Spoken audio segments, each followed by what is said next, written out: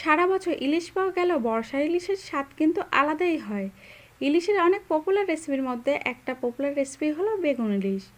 বেগুন দিয়ে ইলিশ মাছ কিন্তু অনেকভাবে রান্না করা যায়, তবে এইভাবে রান্না করলে স্বাদটা একদম পারফেক্ট আসে। আজ আমি আপনাদের একদম সহজ পদ্ধতিতে কম মশলায় বেগুন ইলিশ রেসিপিটা করে দেখাবো। এবার কড়াইয়ে সরিষার তেল দিয়ে দিচ্ছি। তেল গরম হয়ে আসলে সামান্য হলুদ লবণ দিয়ে ইলিশ মাছের পিসগুলো হালকা করে ভেজে উঠিয়ে নিব।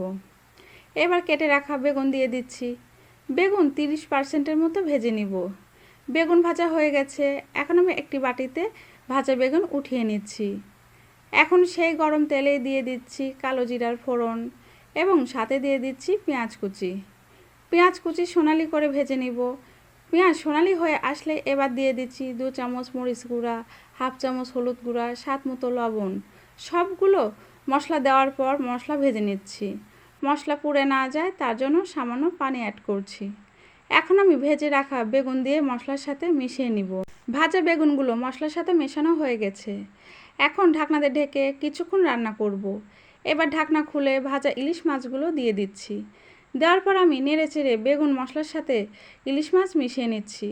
এই রান্নায় আমি কোনো আদা রসুন বাটা দেইনি, একদম কম মশলায় এই বেগুন ইলিশ রান্না করছি। এবার ঢেকে কিছুক্ষণ কষিয়ে নিব। কষানো হয়ে গেছে। এখানে কষানোর জন্য এক্সট্রা পানির প্রয়োজন নেই। এখন আমি ঝোলের জন্য পানি দিয়ে দিচ্ছি। আপনারা ঝোল কম বা বেশি যে যেমন পছন্দ করেন তেমনভাবে ঝোলের পরিমাণ মতো পানি দিতে পারেন। এই পর্যায়ে চেরা কাঁচামরিচ ফ্লেভারের জন্য দিয়ে দিব। তারপর এই যে আমার রান্নাটা একেবারে কমপ্লিট। এভাবে ইলিশ বেগুন রান্না করে দেখবেন, অনেক বেশি স্বাদ হয় খেতে। আশা করি এই রেসিপিটি ভালো লেগেছে। ভালো লাগলে লাইক কমেন্ট করতে ভুলবেন না।